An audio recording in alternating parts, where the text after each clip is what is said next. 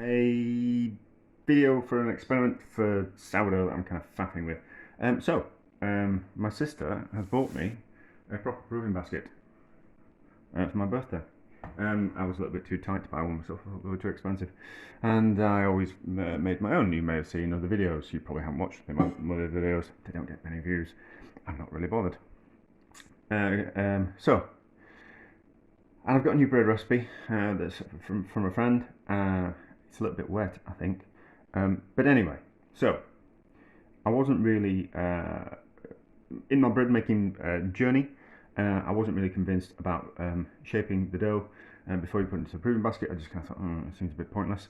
But we grow and we live and we learn, and it kind of works. Does the shaping of the dough into a ball. And it certainly works when you have it with a proper proving basket.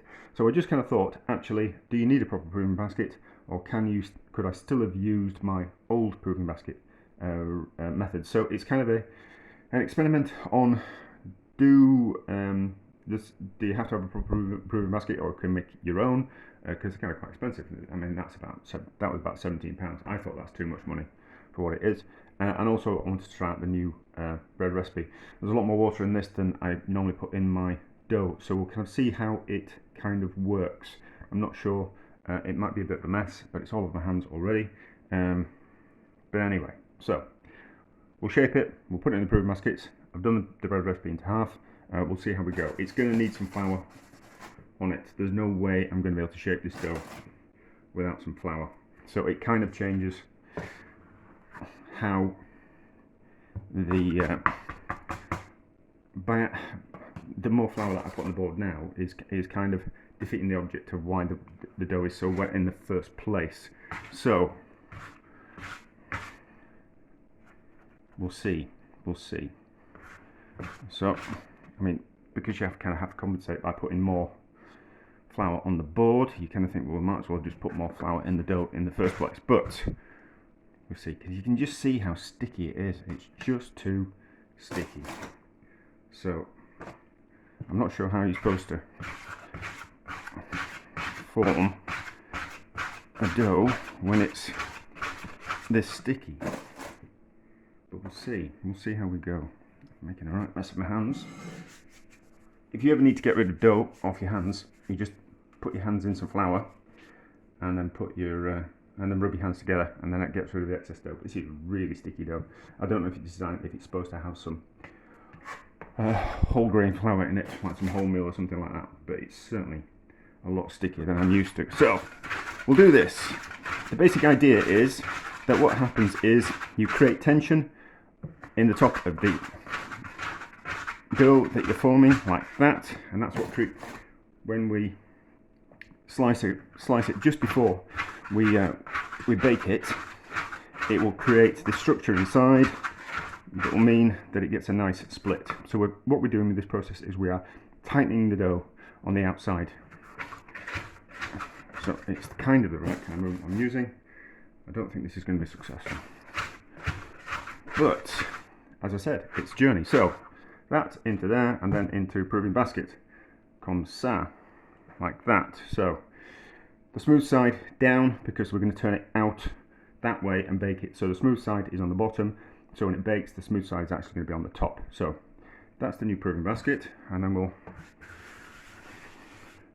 faff around with this bit of wet dough that's over here.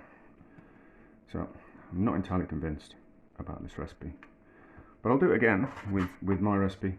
Now I've got some bigger proving baskets, so we'll repeat the process again with my recipe that I use. We'll just kind of see. He just happened to make a particularly beautiful loaf, and I was just like, I need that recipe. So I asked him really nicely, and he was kind enough to share the recipe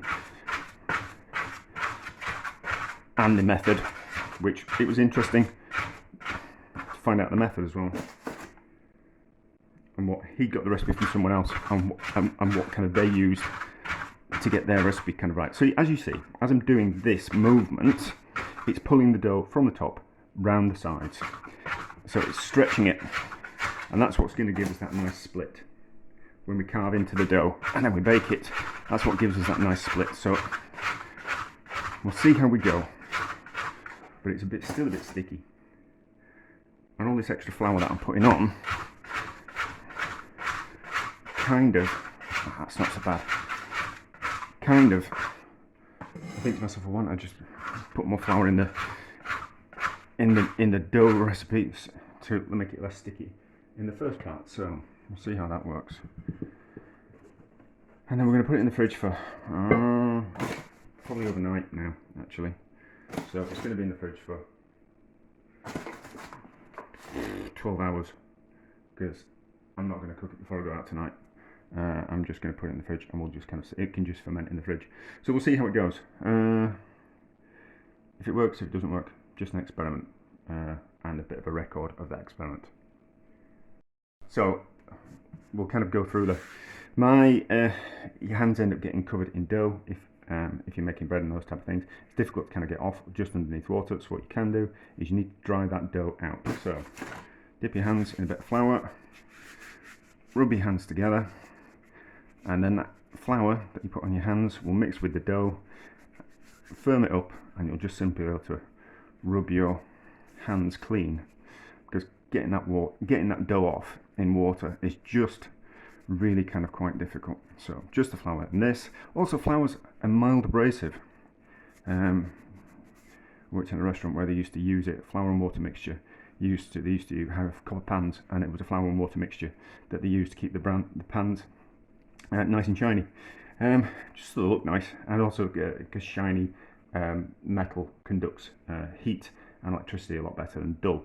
So that was kind of the reason. So if you've got dough in your hands, you want to get it removed without washing it in water, just a little bit of flour, start rubbing it together, and then you can rub all that excess dough off your hands relatively easy, and then you can give them a wash with less dough on your hands. But there you go.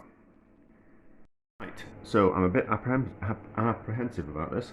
The dough has been on its second proof, well, not really proof because it hasn't proven, in the fridge overnight. So, and the cast iron Dutch pot is well, the cast iron pan that I'm going to be using cooking the bread in has been in the oven, and it's getting really hot. So I normally do this closer to the oven, but you can only see it on camera. So cast iron pan out the oven. So it's really hot, it's going to burn my board, but that's just how it is. And then we need to tip the dough into it like that, which came out, which is good. We've got the fancy tool, so fancy tool across the top and the bread like that, and then lid on, cast iron pot. I've just started doing this, so spray gun with some water in, just a few sprays, lid on, and then in the oven for 35 minutes, I think. So on full power, 35 minutes, and we'll see how it goes. You can see there that the pan has wanted to burn the top of my my chopping board. So good job I used the chopping board rather than the actual work surface. Yeah, that's it. I think 35 minutes. We'll see how we go, and then I'll do the other one as well. I'll do the other one that isn't in the proper proving basket. Oh, what's underneath there? So I'll do the other one in the proper proving basket, and then we'll have a look at the loaves and see how they turned out. We'll see how we go, and then we'll cut into one as well. So 35 minutes is up. Let's have a look and see how we've done. There, we're going to cook. Oh, that's not bad. That's all right, isn't it? So slightly stuck at the bottom. That's okay. So we're going to cook another loaf.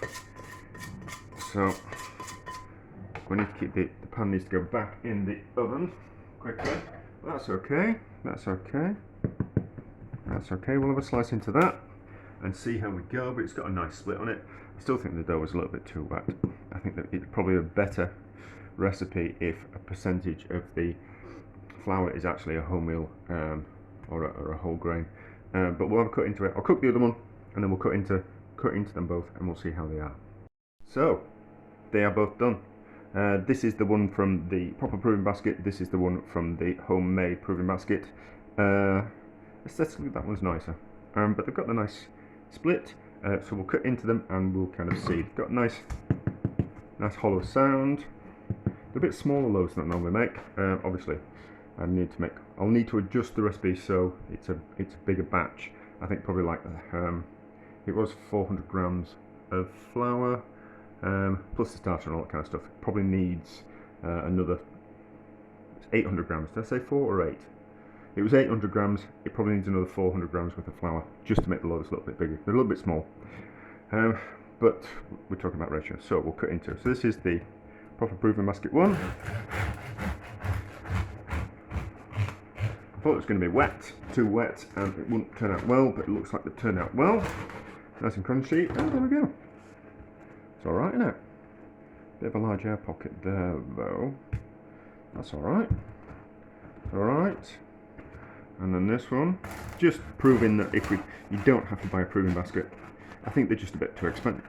For what they are, I just think they're too expensive. And if you can work your way around it. Certainly if you're working on more of a budget, I don't think you need to spend £17 on a proving basket, you know. Or you can work your way up to it. Yeah, they're okay. That's okay. I think I'll do my old recipe again, using these proving baskets. And then we can get like a different kind of idea, but alright, that's alright. Different recipe. I think certainly a lot wetter than the dough that I normally use, but that's not a bad thing. But yeah, they will be delicious.